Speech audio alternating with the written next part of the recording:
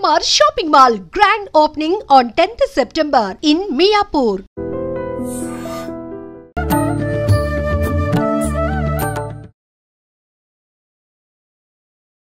నమస్కారం, welcome to I dream. ధర్మ మార్గం విత్ విజిత కార్యక్రమానికి స్వాగతం. ప్రస్తుతం మనతో పాటు ఉన్నారు ప్రముఖ జ్యోతిష్య వాస్తు పండితులు, లలిత ఉపాసకులు శ్రీ శ్రీ శ్రీ నానాజీ పట్నాయక్ గారు. ఇప్పుడు గురుగారితో మాట్లాడి మరిన్ని విషయాలు తెలుసుకుందాం. నమస్కారం గురుగారు. శ్రీమాత్రే నమః. గురుగారు, మనకిప్పుడు శరన్నవరాత్రులు ప్రారంభం అవబోతున్నాయి ఈ నెల 22వ తారీఖు నుంచి. మరి ఈ 9 రోజులు కూడా నవరాత్రులు అయిపోయిన తర్వాత మనకు విజయదశమి, ఈ పండగలన్నీ కూడా వరుసగా వస్తాయి, బతుకమ్మ అని చెప్పి.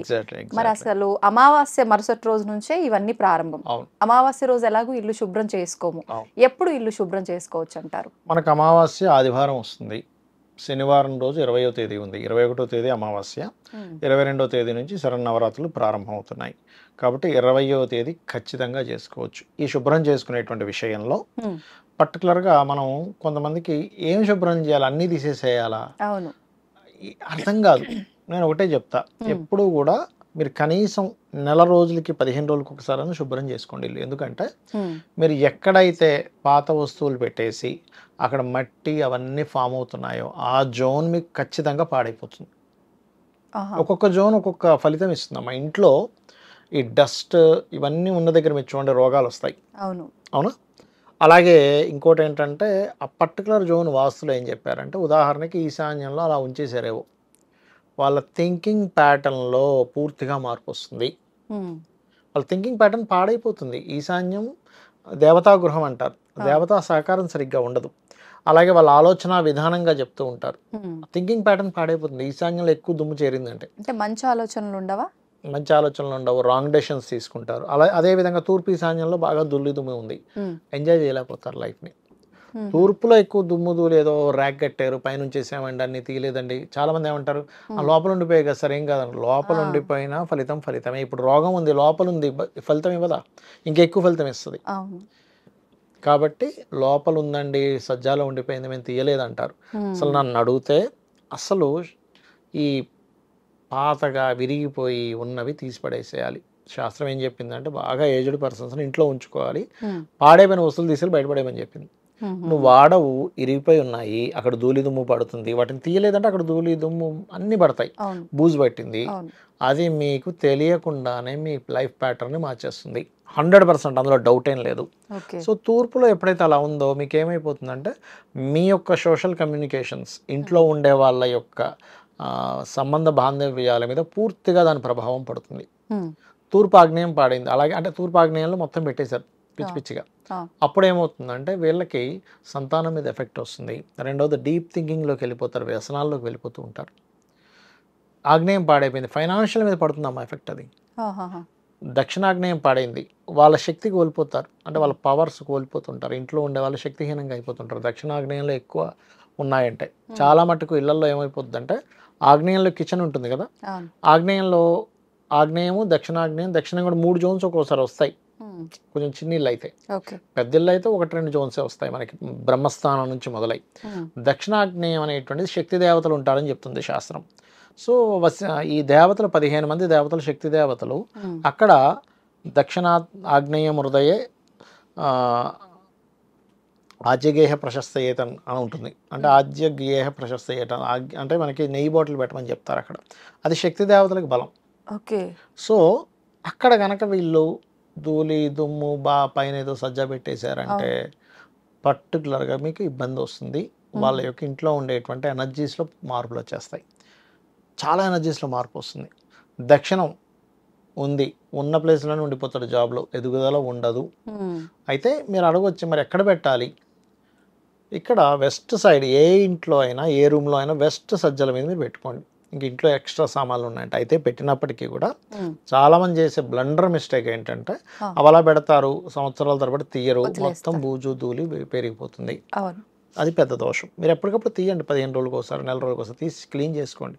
అవి ఏం పడేయలేము మా జ్ఞాపకాలు అనుకుంటే, లేదా కొన్నిసార్లు పెట్టలు ప్యాక్ చేసి పెట్టేస్తారు, ప్యాక్స్గా కాటన్ వాటిలో పెట్టేస్తుంటారు, చూసుకోండి. దక్షిణ నైరుతి అనుకోండి, అదేమైపోద్దంటే అక్కడ ఎక్కువ అయితే అది వేస్టేజ్ జోన్ యాక్చువల్గా. దక్షిణ నైరుతి హృదయ పురుషతయాగమేంద్రం బాత్రూమ్ లెట్రిన్ కట్టుకోమన్నాడు, కానీ ఖర్చులు ఎక్కువ చేస్తుంది, అక్కడ ఎక్కువ బూజు ధూళి ఎక్కువ అయిపోతాయి. అంటే వాడు దేనికి ఖర్చు పెడుతున్నాడో తెలియ ఖర్చు ఇది పెడుతుంటాడు. తూర్పు అయితే మీరు అన్నది దక్షిణ ఇది నైరుతి తూర్పు ఇటువైపు అనుకోండి, వస్తుందా? ఉదాహరణకి ఇది తూర్పు అనుకోండి, ఇది దక్షిణం అవుతుంది, ఇది ఉత్తరం అవుతుంది, వెనకది పడమర అవుతుంది. పడమర అవుతుంది. ఈ దక్షిణకి నైరుతికి మధ్య భాగాన్ని దక్షిణ నైరుతి అంటారు, ఓకే. సెంటర్. నైరుతిలో బరువులు పెట్టేస్తారు, మంచిదే. కానీ నేనేమంటానంటే బూజీ మనకి ధూళి దుమ్ము ఎక్కువ ఉంది, భార్యాభర్తల మధ్య 100% వాళ్ళ యొక్క సంబంధ బాంధవ్యాల మీద ఎఫెక్ట్ పడుతుంది. మీరు క్లీన్ చేసి చూడండి ఎంత బాగుంటుందో. వాళ్ళ టాలెంట్స్ మీద, వాళ్ళకు ఉండేటువంటి ఏదైతే వాళ్ళు ఒక టాలెంట్ ఉంది, ఒక డాక్టర్ గారు ఉన్నారు, లేకపోతే ఒక నాగలి, అక్కడ శాస్త్రంలో చెప్పింది ఏంటంటే నైరుత్యత శస్త్ర గారు అన్నారు.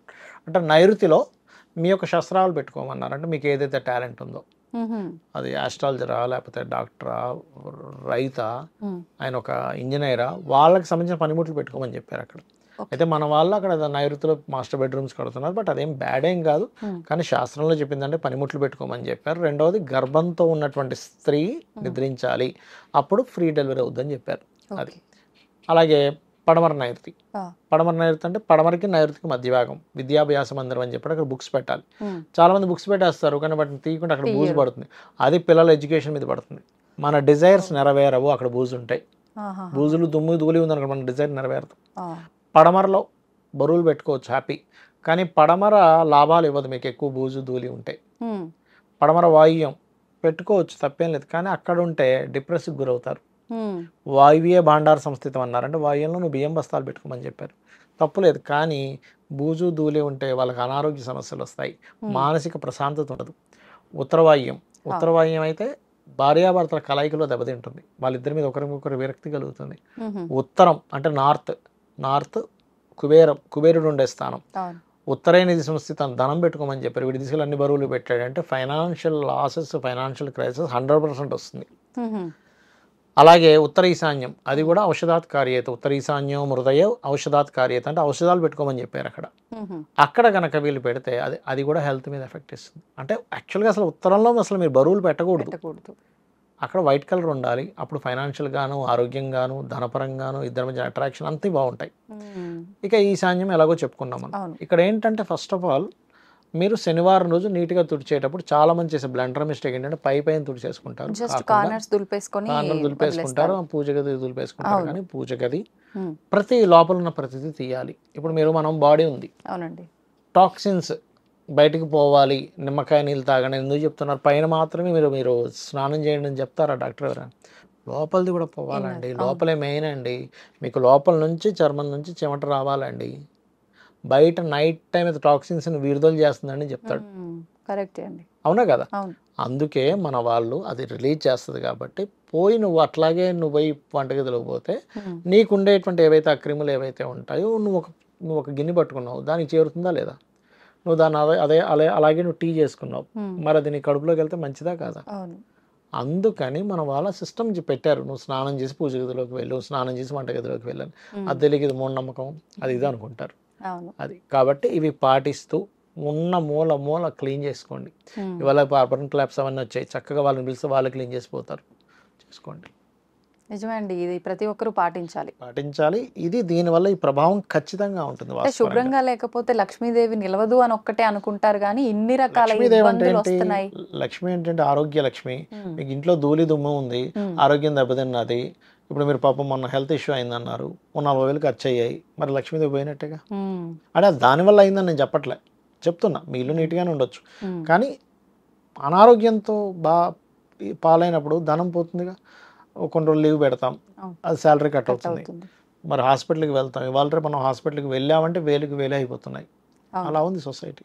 నిజమే అండి. గురుగారు, మనకు మహాలయ పక్షాలు 15 రోజులు ఉంటాయి. అయితే ఈ మహాలయ పక్షాలనే పితృపక్షాలు అని కూడా అంటూ ఉంటారు. ఈ మహాలయ పక్షాల్లో పితృదేవతలకు సంబంధించిన కార్యక్రమాలు చేయాలని అంటూ ఉంటారు. అసలు ఎవరు చేయాలి ఈ కార్యక్రమాలన్నీ కూడా? అంటే చనిపోయిన వాళ్ళని ఉద్దేశించి చేసే కార్యక్రమాలు కాబట్టి వాళ్ళ ఇంట్లో వాళ్ళకి సంబంధించిన కార్యక్రమాలే చేయాలా? వాళ్ళకు అంటే ఫ్రెండ్స్ సర్కిల్ ఇట్లా తెలిసిన వాళ్ళకి సంబంధించి కూడా చేయొచ్చు అని కొంతమంది అంటూ ఉంటారు. అలా కూడా చేయొచ్చా? అసలు ఏం చేయాలి, ఏ రోజున చేస్తే మంచి ఫలితం ఉంటుంది? తప్పకుండా అమ్మా. ఫస్ట్ ఆఫ్ ఆల్ ఏంటంటే మహాలయ పక్షాల్లో మనకు రకరకాలుగా చేస్తుంటాం. నిత్య తర్పణములు అంటారు, రోజు వదిలే కూడా ఉంటే మహాలయ పక్షంలో ఖచ్చితంగా 15 రోజులు వదులుతారు ప్రతిరోజు. న్యాచురల్గా అయితే రోజు చేయాలి అది మనం. ఋషి తర్పణము, దేవతా తర్పణము, పితృతర్పణం ఇలా ఉంటాయి వాళ్ళందరికంటే వాళ్ళ యొక్క కృతజ్ఞత చెప్పుకోవడం వాళ్ళకి. అంటే ఈ 15 రోజులు కాకుండా మిగతా ప్రతి రెగ్యులర్గా రోజు చేసుకోవాలి. అది చేయాలంటున్నారు. మనకి ఏంటంటే అది మన దానిలో ఉన్నటువంటిదే. ఉమ్, రోజు రోజుకి అది ఏమైపోయిందంటే తరాలు మారుతున్నా కొద్దీ ఎక్కడో కట్ అయిపోయింది అదంతా కూడా. హా, ఓకే. అయితే ఈ మహాలయ పక్షాలలో ప్రత్యేకంగా మీరు ఇప్పుడు చూడండి, ఎవరికైనా సంవత్సరీకాలు ఆబ్దికాలు ఉంటాయి కదా, అవును. ఈ సమయంలో చేసినా చేయకపోయినా ఏమైనా కానీ ఉమ్, ఈ ఈ మహాలయ పక్షాల్లో చేసినప్పుడు ఏమవుతుందంటే మనకి దేవతా ఎనర్జీ మనల్ని ఎలా రక్షిస్తుందో ఉమ్, పితృదేవతా ఎనర్జీ కూడా అంతకంటే అద్భుతంగా రక్షిస్తుంది. ఉమ్, తొందరగా స్పందిస్తారు వాళ్ళు. ఇప్పుడు ఎగ్జాంపుల్ ఇంట్లో ఉమ్, బాగా ఇబ్బంది ఉందనుకోండి, మీరు ఒక్కసారి మనస్ఫూర్తిగా తలుచుకోండి పితృదేవతలని, తాతగారినో ఎవరినో, ఉమ్, ఏమిటో పెద్దోళ్ళు ఉన్నారు కానీ ఏం లాభం అసలు అని అనుకోండి, అసలు ఆ, టక్కన వస్తారు. మీకు ఎందుకు ఇంట్లో మనకి గిన్నెలు అవి ఉంటాయి సార్, చెంచాతో టక్కన కొట్టద్దు అంటారు, అలా కొడితే వస్తారు అసలు యాక్చువల్గా వాళ్ళు. ఓ, ఖాళీ గిన్నెలు చప్పుడు చేయకండి పితృదేవతలు వస్తారంటారు. ఆహాహా, అంటే వాళ్ళు వచ్చి అక్కడ ఏమీ లేక వెళ్ళిపోతే వాళ్ళు పాపం బాధపడతారు అనే భావనతో. ఇప్పుడు ఇవాళ రేపు చూడండి మనకి నెగటివ్ ఎనర్జీస్ అని ఉంటున్నాయి. అవునండి. పిశాచ బాధలు, ఇంట్లో సంతానం లేకపోవడము, పెళ్ళిళ్ళు అవ్వకపోవడము, ఇంట్లో ఎదుగుదల లేకపోవడము, అందరూ ఏదో కోల్పోయినట్టుగా ఉండడం ఇంట్లో అందరూ ఉంటుంటారు చూసి. దానికి కారణం ఏమిటి అంటే ఉమ్, తెలియకుండానే కొన్ని నెగటివ్ ఎనర్జీస్ వాళ్ళని పట్టి పీడించడం. Okay okay. అలాంటి వారి లక్షణాలు కూడా ఎలా ఉంటాయంటే వాళ్ళకి స్నానం చేయబుద్ధి కాదు, ఉమ్, ఏ పని చేయబుద్ధి కాదు. ఓకే. ఉమ్, అలాగే సమయానికి వండుకోరు, తినరు, ఎప్పుడు ఒక రూమ్లో కూర్చొని ఏదో ఏడుస్తున్నట్టుగా ఏడుస్తుంటారు, రాత్రిపూట నిద్రపోలు, పగటిపూట పడుకుంటూ ఉంటారు. ఇవన్నీ పిశాచ బాధ లక్షణాలు అంటారు. మరి ఏమిటి ఈ పిశాచాలు, ఇవన్నీ ఏమిటి? కొంతమంది ఆత్మలు అంటారు, మరి పిశాచాలు అంటారు. ఇవన్నీ ఏంటంటే పిశాచము అనేటువంటిది ఒక మనిషికి సరైన సంస్కారాలు జరగకపోతే ఉమ్, ఆత్మ పిశాచంగా మారడం ఒకటి. పిశాచ జన్మ ఎత్తుతారు, అంటే వీళ్ళు చేసుకున్న కర్మలను బట్టి పిశాచ జన్మ వేరుగా ఉంటుంది. ఉమ్, అలాగే మనం ఆత్మలు, దెయ్యాలు అంటాం చూసారా, అవును. మనకి దెయ్యాలు, సారీ వేరే వాళ్ళ ఆత్మలు మనకి దెయ్యాలు, అవును. కానీ మన పితృదేవతలు ఇంకోళ్ళకి దెయ్యాల్లా కనిపిస్తారు. యాక్చువల్లీ మీకు అర్థమైందా? అలా ఏంటంటే అవి ఇప్పుడు ఎవరైనా కానీ ఇప్పుడు చూడండి లైఫ్లో ఎదగలేకపోతున్నారు, ఎన్ని ప్రయత్నాలు చేస్తున్నా అన్నప్పుడు ఉమ్, వాళ్ళ జన్మజాతకంలో ఉండే కొన్ని దశలు ఉంటాయి. నీచ గ్రహ దశలు, అంటే ఏదైనా గ్రహం నీచబడింది, ఉమ్, నీచగ్రహ దశలు. నీచగ్రహ దశల్లో ప్రత్యేకంగా బుధుడు నీచబడి గనక లగ్నానికి సంబంధం వచ్చి ఆ మహాదశలు కానీ అంతర్దశలు కానీ నడిచినప్పుడు ఏమవుతుందంటే ఎవరో దేనికో మంత్రప్రయోగం చేస్తే వీడికి వచ్చి తగులుకుంటుంది. ఎక్కడో రోడ్డు మీద సంబంధం లేకపోయినా రోడ్డు మీద ఏదో నిమ్మకాయ ఉంది, కొబ్బరికాయ ఉంది, దాన్ని అన్నాడు, పక్కన పడేసాడు, అది వచ్చి టక్కన పట్టుకుంటుంది. అంటే ఎవరి కోసం ఎవరో చేశారు, ఏదో దృష్టి తీసి పడేసారు, ఏదో చేశారు, వీడి టక్కన తగులుకుంటుంది బుధుడు అయితే. అలా ఒక్కొక్క గ్రహానికి ఒక్కొక్కటి చెప్పబడింది. అలా అందులో పర్టికులర్గా రాహువు, శని ఇలాంటివి ఇంకా ఎక్కువగా ప్రభావం చూపిస్తాయి. ఒక్కొక్కసారి వాళ్ళకి ఇలాంటి జరిగినప్పుడు ఎవరి దగ్గరికైనా ఈ బ్లాక్ మ్యాజిక్ తీసేసే వాళ్ళ దగ్గర తీసుకెళ్తే అవును ఇందులో ఉందని చెప్తారు వాళ్ళు. అయితే ఇక్కడ ఏంటంటే ఇలాంటి ఉన్నప్పుడు కూడా మనకి దేవతా అనుగ్రహం, ఎలా అయితే ఆంజనేయ స్వామిని స్మరిస్తాము, ఇలాంటివి చేస్తుంటాం కదా, వీటితో పాటు పర్టికులర్గా ఎప్పుడైతే మనం ఈ పిశాచ బాధలు పోవడానికి, ఈ ఆత్మ సంబంధించినటువంటి విషయాలు పోవడానికి పితృదేవతలను కనుక తలుచుకుంటే వాళ్ళు వచ్చి వాటిని పంపిస్తారు. అంటే ఆ ఎనర్జీ ఫ్రీక్వెన్సీతో కనెక్ట్ అవుతుంది. ఓకే ఓకే, మీకు అర్థమైందా? అదొక ఫ్రీక్వెన్సీ. మన కంటికి కనబడకుండానే చాలా లోకాలు ఉంటాయి. ఇక్కడే యక్షిణీలు తిరుగుతుంటారు, ఇక్కడే అంటే దేవతలు తిరుగుతుంటారు, పిశాచాలు తిరుగుతుంటాయి, కానీ మన కంటికి కనబడదు, ఎందుకంటే మనకంత శక్తి లేదు. Okay okay. కాబట్టి ఇలా వాళ్ళకి స్ట్రెంగ్త్ అవ్వాలి కదా వాళ్ళు. ఎప్పుడైతే మనం ప్రతి సంవత్సరం చేసేటువంటి కార్యక్రమాలు చేయడము, ఈ రకంగా పితృతర్పణాలు, పితృ సంబంధించినవి చేసేటప్పుడు, ఇప్పుడు తండ్రి బ్రతికున్నాడు అనుకోండి, తండ్రే చేయాలి. అలా కాదు తండ్రికి అలాంటివి ఏమీ ఇష్టపడ్డండి, ఆయనకి అసలు బాధ్యత లేదు అన్నప్పుడు మనవడు చేయొచ్చు, తప్పేం కాదు. మనవడో లేకపోతే ఇంట్లో వాళ్ళు ఎవరైనా సరే వాళ్ళకి చేసుకోవచ్చు, తప్పే. మగవాళ్ళు చేయొచ్చు, మగవాళ్ళు ఎవరు లేరు ఇంట్లో, కానీ శ్రీమూర్తి ఉంది, ఆ అమ్మాయి చక్కగా మనకి ఏమంటారు స్వయం పాకం ఇవ్వడం చేయవచ్చు, తప్పేం లేదు అందులో. కాకపోతే అదేంటంటే మన వంశాన్ని నిలబెట్టడానికి, మన వంశం ఉద్ధరించడానికి ఖచ్చితంగా అది పనికొస్తుంది. ఇంక అందులో సందేహం ఏం లేదు. ఓకే. మనం ఎన్నో ఖర్చు పెడుతుంటాం. సినిమాకి వెళ్తే 2000 ఖర్చు అయిపోద్ది ఒక మనిషికి. ఇవాళ రేపు మీకు తెలియదేముంది. అవునండి. ఇలా వెళ్ళామా, టికెట్ తీసుకున్నామా, పాప్కార్న్ తిన్నామా, ఇలా బయటకు వచ్చామా, అయిపోయింది. 1000 రూపాయలు కాలి ఒక మనిషి వెళ్ళినా. అవును. ఇవాళ రేపు టికెట్స్ రేట్స్ అక్కడ లోపల ఉండేది జస్ట్ పాప్కార్న్ అవి ఇవి తీసుకుంటే 400 అయిపోతుంది. బాటిల్ 100 రూపాయలు పెట్టి అమ్ముతాడు మీకు. అవును. ఇట్లాంటి వాటిలో తెలుసు కదా మీకు. వచ్చినట్టు తీసుకోవాల్సింది వాటర్ బాటిల్ రేట్ అన్నా కూడా. అక్కడ ఒక ప్రెస్టేజ్ ఇష్యూ ఉంటుంది. అక్కడ వెళ్ళాక తీసుకోకపోతే ఏమిటి అందరూ తీసుకుని మనం తీసుకోలేదు, అవునవును. ఫ్రెండ్స్తో వెళ్ళి అదొక ఇది అలా అయిపోయింది సొసైటీ. అయితే నేను అనేది ఏంటంటే ఇవన్నీ మనం సినిమాకి వెళ్ళినప్పుడు ఖర్చు అంత ఉండదు. అంతే. కాబట్టి మిమ్మల్ని ఉద్ధరించేది, మేము వంశాన్ని ఉద్ధరించేది పితృదేవతలు కాబట్టి ఖచ్చితంగా చేయండి. తర్పణము వదలొచ్చు, తప్పేం లేదు. ఓకే. రెండవది ఈ స్వయం పాకం ఎవరైనా ఇవ్వచ్చు. ఇది మన రిలేషన్స్కే ఇవ్వాలని రూల్ ఏం లేదు. ఇప్పుడు ఎగ్జాంపుల్ ఒక సర్దార్ వల్లభాయ్ పటేల్ అంటే నాకు ఇష్టం అనుకోండి బాగా, ఉదాహరణకి ఆయన పేరు మీద కూడా మనం పితృపక్షాల్లో చేయొచ్చు. ఓకే. అలాగనమాట. శాస్త్రాల్లో ఇంకా కొన్ని విషయాలు చెప్పబడ్డాయి. అంటే ఎలా అంటే ఇప్పుడు ఇవేవి సిస్టమ్స్ తెలియవు. శాస్త్రం ఏం చెప్పిందంటే పితృదేవతల సంతృప్తి కోసం నువ్వు ఒక చలివేంద్రం పెట్టగలవా, పెట్టు. అంటే ప్రకృతికి నువ్వు ఏదైతే చేయగలవో, భూత దయ అంటారు, ఇవన్నీ నువ్వు చేస్తూ ఉంటే కూడా ఇక్కడ మనకి చాలామందికి ఒక సందేహం వస్తుంది. ఏంటంటే మరి విదేశాలలో ఇటువంటి పితృదేవత తర్పణాలు కానివ్వండి, పితృదేవతలను ఆరాధించడం కానివ్వండి, ఇవి ఏమీ ఉండవు కదా. మరి వాళ్ళు ఉద్యోగాలు చేస్తున్నారు, వాళ్ళు వ్యాపారాలు చేస్తున్నారు, వాళ్ళకి పిల్లలు పుడుతున్నారు, వంశాలు అభివృద్ధి అవుతున్నాయి, ఎలా అవుతున్నాయి అందరికీ సందేహం వస్తుంది. దానికి శాస్త్రంలో చెప్పింది ఏమిటంటే, ఒకటి అతను ఇంకొన్ని ధర్మాలు చేస్తుంటాడు, ఎవరికో ఫుడ్ పెట్టడం, చేసే పనుల్లో ధర్మం ఆ వ్యక్తిని రక్షిస్తూ ఉంటుంది. అంటే ఒకటి ధర్మమైనా పాటించు, లేదా మన శాస్త్రాల్లో చెప్పినటువంటివి పాటిస్తే ఇంకొంచెం బాగుంటుంది. ఓకే. ఓకే. ధర్మం కూడా మనం రక్షిస్తుంది. అందుకే ధర్మాధ్యక్ష అంటారు అమ్మవారిని. మూల స్వరూపం అమ్మవారి. ధర్మాధ్యక్ష, ధనాధ్యక్ష, ధనధాన్య వివర్ధిని. అంటే ధర్మానికి అధ్యక్షురాలంటే ఏమిటి దాని అర్థం? ఆవిడ మెయిన్. అంటే ఎవడోడు ఏ ధర్మాలు చేస్తున్నాడు చూసి దాన్ని బట్టి కూడా ఫలితం ఇస్తుంది అమ్మవారు. కాబట్టి కనీసం ధర్మంగానే ఉండు, ఈ సిస్టమ్స్ ను పాటించకపోయినా, అప్పుడైనా నీ వంశం అభివృద్ధి చెందుతుంది అని చెప్తారు శాస్త్రంలో. ఇప్పుడు చాలా మంది ఇప్పుడు ఈ తర్పణాలు వదలడం ఇదంతా పక్కన పెడితే, ఆఖరి రోజు అమావాస్య రోజు మాత్రం వాళ్ళకి నచ్చిన వంటలన్నీ చేసి ఫోటో ముందర పెట్టి అలా చేస్తారు. రకరకాలుగా చేస్తారమ్మా, చేయొచ్చు, అది కూడా చేయొచ్చు. అంటే ఏం లేదు, ఫస్ట్ ఆఫ్ ఆల్ ఏంటంటే మీరు వాళ్ళని రెస్పెక్ట్ చేయాలి, వాళ్ళ అనుగ్రహం పొందాలి అనేది మొత్తం కాన్సెప్ట్. ఓకే. అంటే వాళ్ళు అనేవారు ఒకరు ఉన్నారు, వాళ్ళని తలుచుకోవాలి. వాళ్ళ యొక్క అంటే వాళ్ళనేదే లేకపోతే మనం లేంగా ఫస్ట్. అక్కడ బీజం అది కదా, అందుకని దాన్ని తలుచుకో, దానికి కృతజ్ఞతతో ఇవ్వు అని చెప్పడం, అంతకుమించి ఏం లేదు. రకరకాలు చేసి ఫోటో ముందున పెట్టేసి అలా చూపించి ఎవరికో వచ్చిన వాళ్ళకి భోజనం పెడతారు, రకరకాలుగా ఉంటుంది, చేయొచ్చు. ఎందుకంటే మీకు ఆ వచ్చిన భోక్తలు అంటారు వాళ్ళని, ఆ భోక్తల్లోకి పితృదేవతలు ఆవాహనం అవుతారు. వాళ్ళు వాళ్ళ రూపంలో వచ్చి అవి తీసుకొని వెళ్తారు. ఓకే. ఓకే. అంటే వాళ్ళ తరఫున మనం చేసే మంచి పని ఏదో ఒకటి ఈ 15 రోజుల్లో చేస్తే ఎక్కువ ఫలితం. కొంతమంది చూడండి మనకి ఓల్డ్ ఏజ్ హోమ్స్ కో వాటికి తీసుకెళ్లి బియ్యము పప్పులు ఇస్తారు, అది కూడా చెందుతుంది. కాకపోతే ఇది శాస్త్రోక్తంగా చేస్తున్నాం, అది ఇంకొక రూపంలో వస్తుంది వీడికి. ఆ ధర్మం అది ఏదైతే పాటించాడో అది ఇంకో రూపంలో స్లోగా వస్తుంది. ఇదేంటంటే డైరెక్ట్ గా మనం ఆ పితృదేవతలను పిలిచి ఒక మంత్రం చెప్పి అది చేసి దర్భపడిచి దాని మీద పిండ ప్రదానాలు చేయడము, అవన్నీ ఇది ఒక షార్ట్ కట్ వే.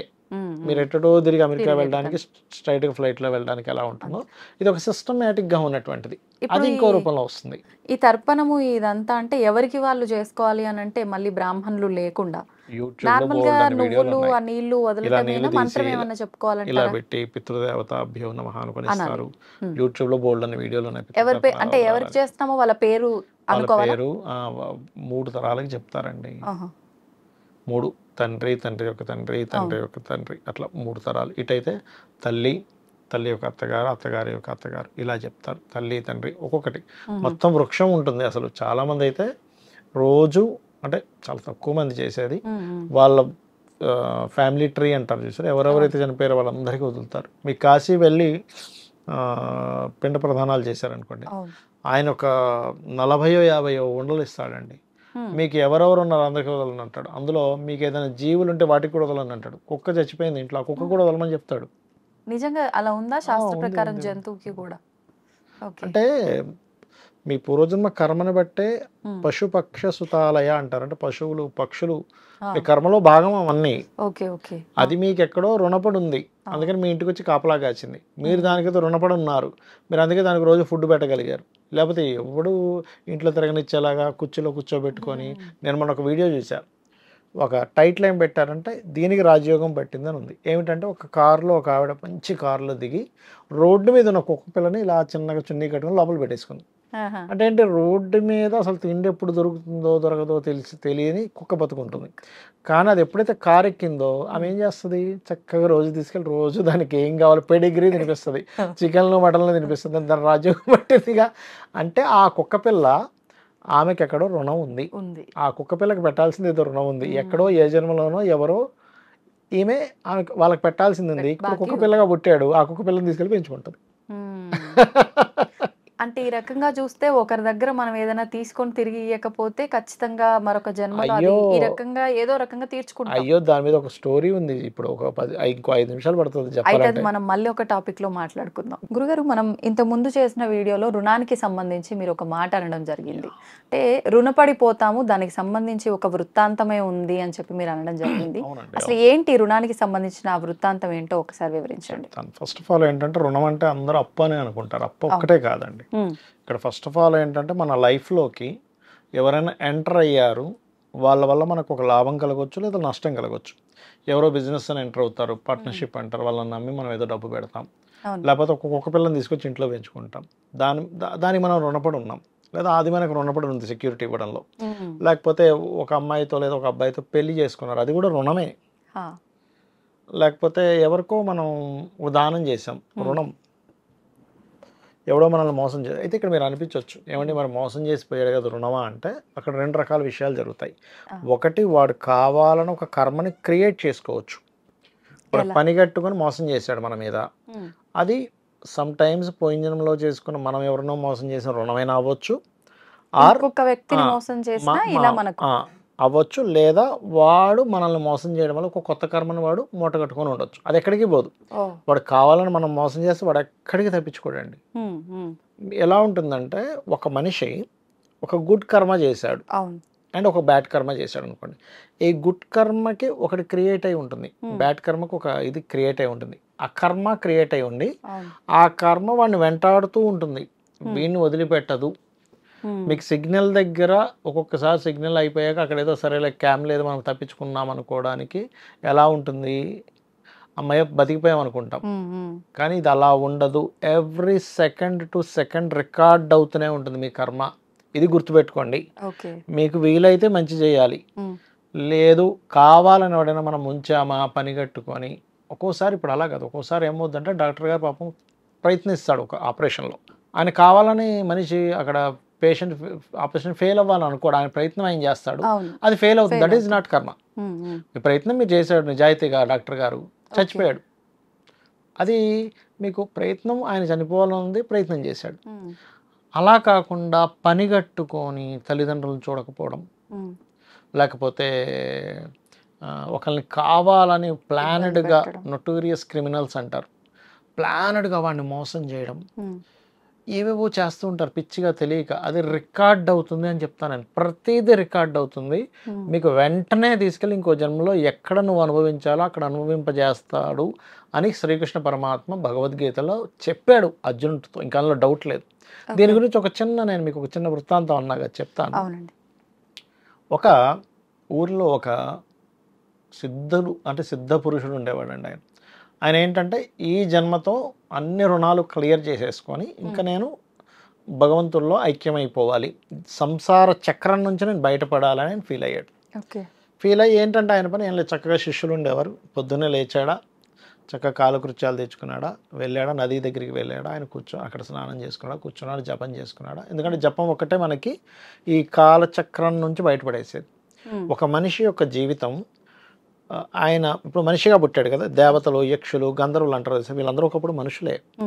వీళ్ళ యొక్క పుణ్య బలం చేత యక్షుడు గాను, గంధర్వుడు గాను, దేవత గాను లెవెల్స్ మారుతుంటే, ఇప్పుడు సూర్యభగవాన్ ఉన్నాడు చూసారా, సూర్యుడు అనే ఒక ఎనర్జీ కూడా ఒకప్పుడు మనిషే, తపోశక్తితో అక్కడ దాకా చేరుకున్నాడు.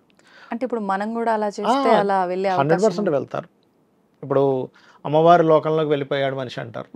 అక్కడికి వెళ్ళిపోతే ఇంకేముండదు, నారాయణ లోకం అంతా ఆనందమే ఉంటుంది, ఎవ్రీథింగ్. అంటే ఏంటి, నువ్వు చేసే గుడ్ కర్మల వల్ల వెళ్తావు, బ్యాడ్ కర్మలు చేస్తూ ఉంటే కింద లోకాలకు వెళ్ళిపోతుంటావు. ఓకే. అలా ఏంటంటే ఇక్కడ ఆ సిద్ధపురుషుడు ఎవరైతే ఉన్నారో ఆయన రోజు జపం చేసుకోవడం, చక్కగా ఏదైనా హోమం చేసుకోవడం, వేల పట్టున చక్కగా తినడం, మొత్తం అదే సాధువుగా ఆయన మంచి చేయడం తప్పితే ఇంకోటి చేసేవాడు కాదు. ఒక ఆవిడ, ఒక స్త్రీమూర్తి అతనితో మాట్లాడాలని ఒకటే ఇదిగా ఉండేది. ఆవిడ అతనితో ఎలాగైనా మాట్లాడాలని. పాప ఆయన ఏమో పట్టించుకునేవాడు కాదు. ఇవన్నీ కాదు, ఈ హలోక ఎవరితో మాట్లాడాలి ఇవన్నీ కాదు, ఈ లంపటాలన్నీ పెట్టుకోకుండా నేను భగవంతుడిని తప్పితే ఇంకోటి ఏం పట్టించుకోకూడదని ఆయన రోజు వెళ్ళేవాడు వచ్చేవాడు. ఆవిడ రోజు పాపం ప్రయత్నం చేసేది కానీ కనెక్ట్ అయ్యేవాడు కదా ఆయన. ఆయన ఎలా అయితే వెయిట్ చేస్తున్నాడో సేమ్ ఒక చెప్పులు కుట్టే అతను కూడా పాపం ఒకరోజు నిలబడ్డాడు, ఆయన వస్తే మాట్లాడదామని. అప్పుడు అడిగింది ఈవిడ ఆ చెప్పులు కుట్టే అతన్ని, ఏంటి ఎందుకు నిలబడ్డాడు అంటే, లేదండి నాకు సంతానం లేదు, స్వామివారిని ఏదో కలిసి ఏదైనా మార్గం తెలుసుకుందాం అని నిలబడ్డా. అంటే ఆయన ఎక్కడయ్యా బాబు, నేను కొన్ని రోజుల నుంచి చూస్తున్నా, ఆయన మన వైపు చూడ ఆయన తిరుగుతూ ఉంటాడు. అయితే నేను నీకు ఉపాయం చెప్తా, నీకు సంతానం కలగడానికి ఉపాయం చెప్తా, నువ్వు అది చేయి ఖచ్చితంగా కలుగుతుంది అంట. అవునా చెప్పండి చెప్పండి అంటే, ఇప్పుడు వర్షాకాలం తర్వాత ఎండాకాలం కూడా వస్తుంది మనకి. ఎండాకాలంలో మంచి మే మాసంలో మీరు కొత్త చెప్పులు, నువ్వు చెప్పులు వాడివిగా, కొత్త చెప్పులు కుట్టి ఆయన వచ్చే తోవలో పెట్టేసాయి. కొంచెం దూరం, ఎలా అంటే ఆ నది నుంచి నడుచుకొని రావడానికి కాళ్ళు వేడెక్కాక ఎక్కడ దొరుకుతాయి అన్నట్టు ఉంటుంది, అక్కడ పెట్టేసాయి కరెక్ట్ ఎండాకాలం ప్రారంభమైనాక. అక్కడ నుంచి స్టోరీ అంతా ఆటోమేటిక్గా అది కలుస్తుంది అంటుంది ఆవిడ. నిజంగానే కరెక్ట్ ఎండాకాలం వస్తుంది, కొన్ని రోజులు లైట్ ఎండ ఉంటుంది, తర్వాత ఇంకా కాలు కాలిపోతుంటాయి. ఒకరోజు ఈయన జపం చేసుకుని మధ్యాహ్నం పూట వస్తుంటాయి. ఇప్పుడు కాలు కాలేటప్పుడు ఎలాంటిది కావాలి, ఎక్కడైనా ఒక మంచిది దొరికితే టక్కన పెట్టేసుకుంటాం. కొత్త చెప్పులు అమ్మయ్య అని చెప్పి కాలు కాలుతున్నాయి కదా అని చెప్పులు వేసుకున్నాడు. వేసుకొని చెప్పులు ఎవరైనా మనం వేసుకుంటే వాళ్ళ ఇంట్లో మనం పిల్లడిగా పడతాం. చెప్పులు జస్ట్ చెప్పులు రుణం తీర్చడానికి ఒక అబ్బాయిగా వేసుకున్న వాళ్ళు వేసేసుకున్నాడు. చెప్పులు వేసేసుకొని ఈ చెప్పులు ఎవరివి అని పిలుస్తున్నాడు. ఆమె చెప్పింది ఆల్రెడీ. అతను చెప్పులు తీసుకున్నాక అడుగుతాడు ఎక్కడ రుణపడిపోతామో అని, ఈ చెప్పులు ఎవరో నువ్వేం పలక్కు సైలెంట్గా ఉండని చెప్తుంది. అలాగే పాపం ఆయన పిలుస్తాడు, ఎవరండి ఈ చెప్పులు ఇక్కడ వదిలేశారు, నేనేమో వేసుకున్నాను, నా కాలు కాలుతున్నాయి, దీన్ని డబ్బులు ఇచ్చేస్తాను ఎవరు అంటే ఎవ్వరు పలకరు. సరిగ్గా ఆయన ఏం చేస్తాడు, ఇంకెవరు పలకట్లేదు, ఏం చేస్తాం, ముందైతే కాలు కాలుతున్నాయి, ఆశ్రమానికి వెళ్ళిపోతాడు. ఆ శిష్యుల్ని పిలుస్తాడు, అరే నేను ఇక్కడ చెప్పులు తెచ్చుకున్నా, ఈ చెప్పులు నాతోనే ఉన్నాయంటే నేను వాడికి రుణపడి వాడి ఇంట్లో పుట్టి వాడికి అంతా చేయాలి, నేనే ముందు ఈ జన్మ రాయిత్యం అవ్వాలని అనుకుంటున్నా, కాబట్టి మీరు వెళ్ళి, అసలు మన ఊర్లో ఎవరెవరు చెప్పులు కుట్టేవాడు ఉన్నాడు, ఎవడు పెట్టాడు అక్కడ చెప్పులు అది తెలుసుకొని వాడికి 1కి 4 ఇంతలు డబ్బులు ఇచ్చేసినాడు. ఎందుకంటే ఇప్పటికే పెరిగిపోయింది, నేను వేసుకొని కొంతసేపు అయిపోయింది, టైం పెరుగుతున్నా కొద్ది దాని రుణం పెరిగిపోతుంటుందండి. నేను అందుకే ఏం చెప్తానంటే, ఇప్పుడు చాలామంది ఏదో జపాలో ఏదో పని చేయించుకుంటారు కదా, వెంటనే డబ్బులు ఇచ్చేయండి అంట. ఒక వ్యక్తితో పని చేయించుకున్నాం ఇంట్లో, డబ్బులు ఇవ్వకపోతే అది వడ్డీ వడ్డీ వడ్డీ వడ్డీ రుణం పెరుగుతుంటుంది, వాళ్ళకి తెలియదు పాపం, రేపిస్తాం నెక్స్ట్ మంత్ తీసుకో అంటారు. పాపం పని చేసినవాడు వాడెంత బాధపడతాడు. అప్పుడు ఒకవేళ మనం ఎక్కువ గ్యాప్ ఇచ్చినప్పుడు ఇంకొంచెం అమౌంట్ యాడ్ చేసి ఇస్తే సరిపోతుందా? సరిపోతుంది, కానీ నన్ను అడిగితే వీలైనంత వెంటనే ఇచ్చేయండి అంటే, మీ దగ్గర లేవు అప్పుడు తప్పేం కాదు. పాపం మీరే ఇబ్బందులో ఉన్నారు, రావాల్సిన అతను ఎవరో కమిట్మెంట్ ఇచ్చాడు ఇవ్వలేదు, చెప్పుకోవచ్చు బాబు నా దగ్గర డబ్బులు లేవు రాలేదు, ఒక 1 వీక్లో 10 డేస్లో ఇస్తాను, ఓకే. అప్పుడు అతను ఏంటంటే మనం ఇస్తామని తిప్పుతూ ఉంటే ఆ వ్యక్తి బాధపడతాడు కదా, అది కూడా మారుతుందండి, కర్మలోకి వస్తుంది. వెళ్తారు పాపం శిష్యులు అందరూ వెళ్తారు, మొత్తం గాలింపు వేస్తారు, ఎక్కడ దొరకడు, గురువుగారు ఎవరు దొరకట్లేదు, ఏమిట్రా ఇది అని ఏం చేస్తాడు, ఆయన ధ్యానంలో కూర్చొని చూస్తాడు. ఈమె ఆ చెప్పులు కుట్టేవాడు, ఈ కర్మ మెల్లి వీళ్ళ ఇంట్లో పుట్టవలసింది మొత్తం తెలుస్తుంది. అరే నాకు తెలిసిందిరా, ఇదంతా ఒక ప్లాన్ వేసారు వాడు పిల్లల కోసం. ఇప్పుడు ఏం చేస్తానంటే, సరే ఓ పని చేద్దాం, శిష్యుడికి చెప్తాడు, నువ్వు బయట తాళం వేసుకొని ఉండు, నేను కూర్చొని పరకాయ ప్రవేశంలాగా నా ఆత్మని తీసుకెళ్ళి ఆమె కడుపులోకి వెళ్ళిపోతా, వాళ్ళ భార్య కడుపులోకి వెళ్ళి ఆ కర్మ ఏదో క్లియర్ చేసుకొని మళ్ళీ వచ్చేస్తా ఈ జన్మలోకి. సాధ్యపడుతుంది అట్లా? అది ఆదిశంకరాచార్యులు వారు చేశారుగా, ఆదిశంకరాచార్యులు వారు సినిమా చూసారా మీరు? ఎందుకు ఆయన జీవితంలో కూడా ఉంది కదా, ఆయన రాజు యొక్క శరీరంలోకి వెళ్ళి మళ్ళీ బయటకు వస్తాడు కదా, ఉండేది అలాంటి విద్యలు బోల్డ్ అని ఉండేవి. ఇప్పటికీ ఉన్నాయి మీకు కొన్ని హిమాలయ పర్వతాలు, అడవుల్లో సాధువులు ఉంటారు చూసారా, వాళ్ళకి కొన్ని విద్యలు ఉంటాయి. ఇప్పుడు పులులు ఉంటాయి, ఆ పులు వస్తాయి, ఆ పులి కళ్ళ వైపు ఇలా చూస్తే ఒక మంత్రం చూస్తే పులా వెళ్ళిపోద్ది అతను ఏం చేయకుండా. అలాంటివి చాలా ఉంటాయి. ఒక్కొక్క దానికి ఒక విద్య ఉంటుంది. పులి వస్తే ఎలాగా, నక్క వస్తే ఎలాగా, ఒక ఎలిఫెంట్ వస్తే ఎలాగా, సెపరేట్ విద్యలన్నీ కూడా. ఓకే. వాళ్ళు జస్ట్ ఒక 5-11 ఆకులు తింటే ఆ రోజంతా 24 hours వాళ్ళకి ఎనర్జీ ఉంటుంది. మనం ఫుడ్ తీసుకున్నంత ఎనర్జీ ఉంటుంది. అలాగా అతను చూసి వస్తాడు. నువ్వు ఎవరు వచ్చి అడిగినా గురువుగారు ఏంటంటే హిమాలయాలకు వెళ్ళిపోయాడని చెప్పి, నీకు అసత్య దోషం రాదు, నేనే చెప్తున్నాగా గురువుగా అనుకోవచ్చు నువ్వు. సరే గురువుగారు మీరే చెప్పారు అసత్యం మాట్లాడొద్దని, మరి ఎలాగా అని అనొచ్చు. నేను గురువుగా నేను చెప్తున్నాను కాబట్టి ఇది నా బాగు కోసం కూడా అది అసత్య దోషం నీకు రాదు, నువ్వేం భయపడకు, బయట ఉండు. బయట ఉండి ఎవరు వచ్చినా గురువుగారు హిమాలయాలకు వెళ్ళిపోయారండి, తాళం వేసుకొని వెళ్ళిపోయారని కూర్చో అక్కడ బయట. సరే గురువుగారు అని వాడు తాళం వేసుకొని ఉంటాడు. ఈయన ఇంకా టక్కన ఆమె దీంట్లోకి వెళ్తాడు. అతను పరిగెట్టుకుని వచ్చి మీకు చెప్తాడు, అమ్మా మీరు చెప్పినట్టే మా ఆవిడ ప్రెగ్నెన్సీ అయింది, సో ఐఎమ్ వెరీ హ్యాపీ. అవునా, సరే ఓకే మనం ఓ పని చేద్దాం, అక్కడికి వెళ్ళి ఆయన ఏం చేస్తున్నాడు చూద్దామని వీళ్ళు వస్తారు. వస్తే ఆ శిష్యుడు ఏం చెప్తాడు, లేదు గురువుగారు హిమాలయాలకు వెళ్ళిపోయారు, లేరని చెప్పేస్తాడు. అవునా, అదేంటి మరి హిమాలయాల గురువుగారు వెళ్ళిపోతే ఇక్కడ ఎలా పుట్టాడు, ఈమెకి డౌట్ అనమాట. వాడు పుడతాడని తెలిసి ఈమెకి మొత్తం మీద పిల్లడు పుడతాడు. ఏమి తాగడు, ఆయనకేంటి జ్ఞానం ఉంటుంది. అంత చిన్నపిల్లడిగా ఉన్నా ఆయన మొత్తం తెలుసు కదా, ఆయన కావాలని వెళ్ళే వ్యక్తి కదా. నేను ఇక్కడ మళ్ళీ పాలు తాగిన ఏం చేసినా మళ్ళీ రుణ పడిపోతా, ఇంకొక రుణం స్టార్ట్ అవుద్ది.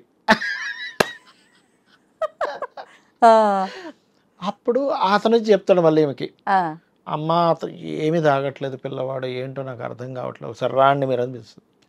వెళ్ళిన తర్వాత ఆమెకు అర్థమైపోద్ది ఈయన పుట్టాడని.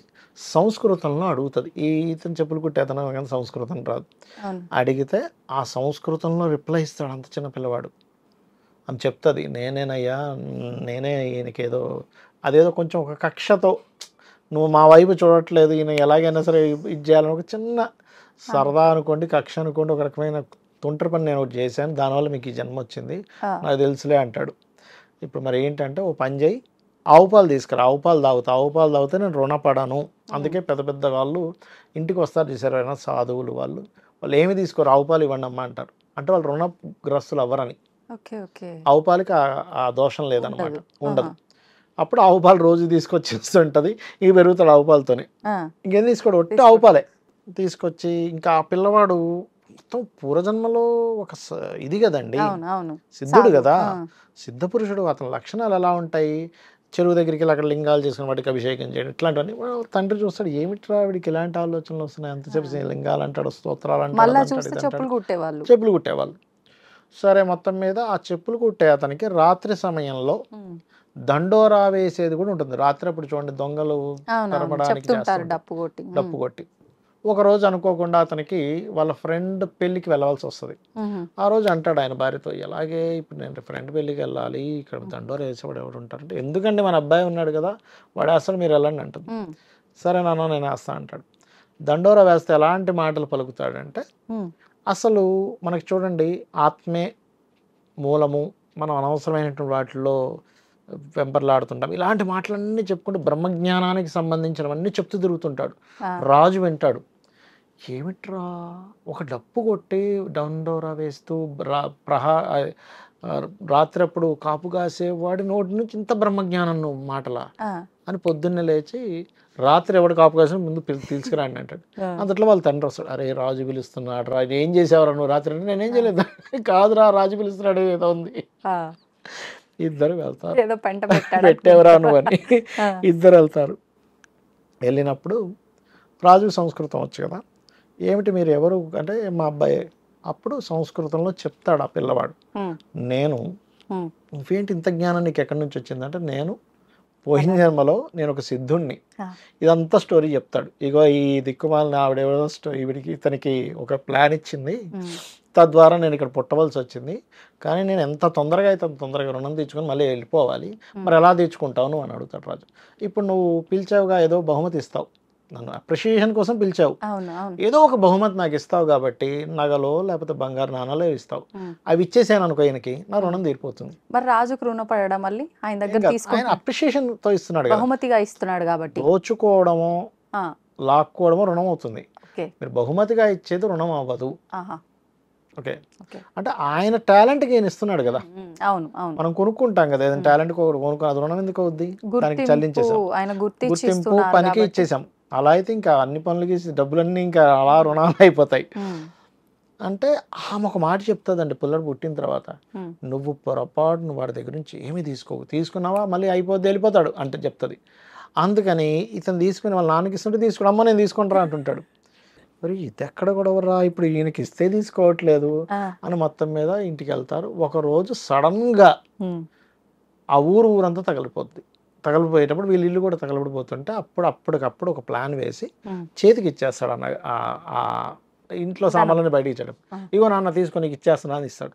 అప్పుడైతే హడావిడిలో ఉంటాడు కదా, ఇలా తీసేసుకోగా టప్ అని ఆ పైన మొత్తం ఇలా పడిపోద్ది. అక్కడికి సమాప్తం అయిపోయి అక్కడి నుంచి ఆత్మ మళ్ళీ ఇందులోకి వచ్చేస్తుంది. అమ్మయ్య నేను బయటకు వచ్చేసానని అప్పుడు మళ్ళీ ఆ శిష్యుడిని తలుపు కొట్టి బయటకు తీయమని, అరే నాది అయిపోయిందిరా అంటే ఏమిటి, ఒక చెప్పులు వేసుకుంటేనే కొడుగ్గా పుట్టాలి. మనం తెలియక ఎంత రుణపడిపోతున్నామో ఒకసారి ఆలోచించండి. ఎన్ని చేస్తాం రోజు ఇట్లాంటి పనులు, ఎన్ని చేస్తాం. కొంతమంది అయితే నాకు నవ్వు వస్తుంది. అంటే సరే ఓకే, ఈ మధ్య నేను గమనించాను కదా, గణపతుల దగ్గర భోజనాలు పెడుతుంటారు వాళ్ళు, పాప అన్నదానం అనే దాంతో పెడుతుంటారు, తప్పేం లేదు. ఇంట్లో ఆల్రెడీ ఉండి కూడా ప్రసాదం అనే భావంతో వెళ్ళడం ఇస్ డిఫరెంట్. ఏం వండుతాం, పోయి తినేసొద్దాం, ఇదే ధోరణి ఎక్కువగా ఉంది. అయ్యో నేను కొంతమందిని చూశానండి, ఎక్కడ ఫంక్షన్ హాల్స్ పక్కన ఇల్లులు ఉంటాయి, వాళ్ళు ఏం వండుకుంటాం పోయి తినేసొద్దాం అంటే నువ్వు ఆ భావంతో వెళ్ళకు. నీ ఫ్రెండ్ పెళ్ళి, పాపం వాళ్ళకు గిఫ్ట్ ఇస్తున్నాం అంటే నేను అందుకే ఏం యాక్చువల్ చాలామంది కూడా పుణ్యక్షేత్రాలకు వాళ్ళకి వెళ్ళినప్పుడు అక్కడ అన్నదాన సందర్భాలు జరిగినప్పుడు మళ్ళీ నీ వంతు నువ్వు డబ్బులు ఇచ్చేసేయాలి, అక్కడ ఉండిలో వెయ్యాలి. లేకపోతే నువ్వు రుణపడిపోతావు. అక్కడ రుణపడిపోవడం అనేటువంటిది ఏదైతే ఉందో నిన్ను జన్మలు తిరుగుతూనే ఉంటావు. ఆ రుణాన్ని తీర్చుకోవాలి. కొన్నిసార్లు కొంతమంది ఒక రుణం తీర్చుకోవడం కోసం పుడతారు. ఆ రుణాలు తీర్చుకోకపోతే ఈ జన్మల్లో తిరుగుతూనే ఉండాలి. ఇది మన శాస్త్రంలో ఉన్నటువంటి అంశం. ఇది సత్యం నేను చెప్పేది. గుళ్ళ దగ్గర పోయినప్పుడు ఒకరి చెప్పులు ఒకరు వేసుకొని పోవటము, పిచ్చి పనులన్నీ చేస్తాడు. వాడికి తెలియదు పాపం, వీడు పోయి వాళ్ళ ఇంట్లో మళ్ళీ ఒడియం చేయాలి. వీళ్ళేమో నా చెడిపోయిందిలే చెప్పులు పోయి అనుకుంటారు. చనిపోయింది అనుకుంటారు. కర్మ కదా. ఇప్పుడు చెప్పులు అంటే ఏంటి, శని, సాటర్న్ రిజల్ట్ దానికి. సాటర్న్ అంటే ఏంటి, కర్మ. వాడి కర్మ ఇంకోటి పట్టుకుపోయాడు అంతే. అయ్యో ఇప్పుడు చూడండి, ఇప్పుడు ఎవరో తిడుతుంటారు. ఇప్పుడు మనకెందుకు యూట్యూబ్ లో కూడా కింద ఏదో కామెంట్ పెడుతుంటాడు చూసారా, పిచ్చి పిచ్చిగా. మనలో ఉండే బ్యాడ్ కర్మ వాడు అనుభవిస్తాడు కామెంట్ పెడితే. తెలియదు పాపం. నేను నవ్వుకుంటా వేరే ఛానల్స్ లో చాలా మందికి. ఇప్పుడు పాపం యాంకర్ ఏదో అడుగుతుంది, ఎప్పుడో పొరపాటున ఏదో చున్నీ వేసుకోదు, లేకపోతే ఏదో కట్టుకోదు, అమ్మ నువ్వు బొట్టు పెట్టుకోలేదు, చేస్తాను. నాకు ఎంత నవ్వు వస్తుంది అంటే, ఎలా అంటే పట్టించుకోకపోతే పర్లేదు యాంకర్ కానీ చెప్పే వ్యక్తి కానీ, బాధపడ్డారంటే ఆ కర్మ వాడు అనుభవించాలి. ఏమిట్రా ఈ జనం, నేను ఇంత క్వశ్చన్స్ అడిగితే అది పట్టించుకోకుండా బొట్టు పెట్టుకోలేదు, చెవులు పెదవి పెట్టుకున్నావు, చెవులు కింద పెట్టుకున్నావు, గాజులు ఎందుకు వేసుకోలేదు, ఇవన్నీ అడుగుతారు. ఏమిట్రా వీడి కంటెంట్ చూస్తున్నాడు ఏమిటంటే చివుక్కు మనదనుకోండి కర్మ. పట్టించుకోకపోతే ఏం లేదు మళ్ళీ. నిజమే, వాస్తవం. ఇలాంటివి చాలా సార్లు నిజంగానే కామెంట్స్ చాలా మంది యాంకర్లు అంటారు, గురువు గారు ఏమిటండి మాకు ఈ బాధలు. కొన్నిసార్లు యాంకర్ని తిట్టేస్తారు. ఇదేదో అసలు బండబూతులు తిట్టే వాళ్ళు కూడా ఉంటారు. అంటే మొత్తానికి ఏది ఇస్తే అది రిటర్న్ వస్తుంది అన్నట్టు ఖచ్చితంగా టైం పట్టినా మంచి చేస్తే మంచి కూడా వస్తుందండి. మనం ఒక మంచి చేసాం, ఒక్కొక్క పాపం రోడ్డు మీద ఉంది, ఒక ఫుడ్ పెట్టాం, ఒక పాపం భేదవాడు ఆకలితో అలమటిస్తున్నాడు, వాడికి ఏదో పెట్టాం. మళ్ళీ అపాత్ర దానం చేయొద్దని చెప్తుంది శాస్త్రం. అంటే ఎవడో వచ్చి నాటకాలు వేస్తుంటారు చూడండి, అయ్యా మాకు ఊరు వెళ్ళడానికి డబ్బులు లేవు అని ఫ్యామిలీతో తిరుగుతుంటారు సిటీలో చూడండి, వాడికి ఇస్తే శుభ్రంగా సాయంత్రం శుభ్రంగా తాగి పడుకుంటాడు. అవును, పనే అది. అట్లా ఇలాంటి వాళ్ళు ఎక్కువైపోయి నిజంగా అవసరం కోసం ఎవరన్నా అడిగినా ఇవ్వాలని అనిపించట్లేదండి, తెలియట్లేదు అసలు ఏది నిజమే. ఎందుకంటే నిజంగానే ఫ్యామిలీ వచ్చి తప్పిపోయో లేకపోతే డబ్బులు పోయో నిజంగా అడుగుతున్నాడా, ఇదే సెటప్ గా తిరుగుతున్నారా అని మనకు అర్థం కాదు. అయినా ఇవాళ రేపు పర్సు పోయింది అని చెప్పి అడిగితే అసలు ఎంతవరకు నమ్మాలి? ఫోన్ పేలు గూగుల్ పేలు వాడుతున్నారు కదా, అంటే ఎంత చదువు లేని వాళ్ళైనా మాక్సిమం ఇంట్లో వాళ్ళు నేర్పిస్తే ఆ ఫోన్ పే కనీసం ట్రాన్సాక్షన్ చేసే అంత నాలెడ్జ్ ఉంటుంది. ఎట్లా నమ్మాలి అసలు అనిపిస్తుంది నిజంగా. అనిపిస్తుంది నిజంగా. ఒకవేళ అట్లాంటి పరిస్థితుల్లో వచ్చినా అంటే లోకం అలా అయిపోయేసరికి మనం దేన్ని నమ్మలేకపోతున్నాము, నిజమైన వ్యక్తికి మనం సహాయం చేయలేకపోతున్నాం. కరెక్ట్ అండి, అవును. కొంచెం అంటే మనం ఎరుకతో ఉండి ఆ కనిపెట్టే చిన్న నాలెడ్జ్ ఉంటే ఇంకా కనుక ఎలా అంటే ఇంక సరే ఏదో 10 రూపాయలు ఇచ్చారు బాబు, నాకు నువ్వు చెప్పేది నమ్మకం, నమ్ముతున్నామో లేదు సంబంధం లేదు, నాకు ఇవ్వాలనిపించి ఇచ్చాం అంతే, ఇంక వదిలేయడమే. అంతే. మనకి ఇవ్వాలనిపిస్తే. అవును. కొన్నిసార్లు అయితే నడుచుకుంటూ ఒకసారి వచ్చిన ఇలాగే మా కాళ్ళు ఫ్రెండ్ పట్టుకొని లాగుతారు. ఒకసారి అయితే మీకు ఒక సంఘటన చెప్తా. ఒకసారి ఇట్లాగే బస్ స్టాండ్లో ఉన్నాం మేము మా ఫ్రెండ్, ఇట్లాగే వచ్చాడు ఆయన, సార్ మాది పోయింది సార్ మీ ఫ్యామిలీతో వచ్చామంటే, ఆగు నీకు టికెట్లు తీసి బస్ ఎక్కిస్తా అంటే వద్దు వద్దు వద్దు వద్దు అని వెళ్ళిపోయాడు. ఏ ఊరు వెళ్ళాలో చెప్పు, ఆ ఊరు టికెట్ తీసి నీకు బస్ ఎక్కిస్తాను, వద్దు సార్ వద్దు సార్ వద్దు సార్ అని వెళ్ళిపోయాడు. అంటే అది fraud ఇక్కడ. అవును, చాలా మంది ఇట్లనే చేస్తారు. ఫుడ్ విషయంలో కూడా పొద్దున్న నుంచి తినలేదు, నిన్న నుంచి తినలేదు అంటారు. తినిపిస్తా అంటే నిజంగానే ఫుడ్కి ఇబ్బంది ఉన్నవాడు నిజంగానే వెళ్ళి తింటాడు. నిజంగానే పాపం. అవును. అలాగేదంటే వద్దు సార్ నేను తినేసినా సార్ అంటాడు. వేరే ప్లాన్ ఇచ్చాడు. అంతే అంతే, డబ్బులు జమ చేసుకోవడం కోసం.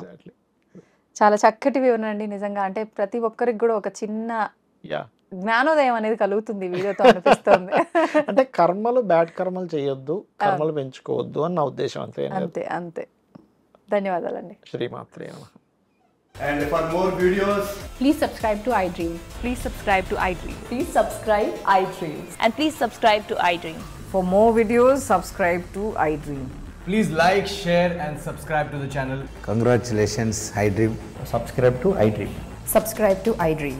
So subscribe to iDream Media. iDream ki iDream team andarki huge congratulations. Please subscribe iDream Media. Please subscribe to iDream. Subscribe iDream. Please subscribe to iDream. iDream అంటే నా కళల ఛానల్ సబ్స్క్రైబ్ చేసుకున్న నోరు తిరుగుతలేదు, మీరైతే గంట గుర్తు కొట్టండి. For more such videos, please subscribe to iDream. Subscribe to iDream. Please subscribe to iDream. Please subscribe iDream Media. Please do subscribe to iDream. Please subscribe to iDream Media. For best entertainment and information, please subscribe iDream. And don't forget to subscribe to iDream.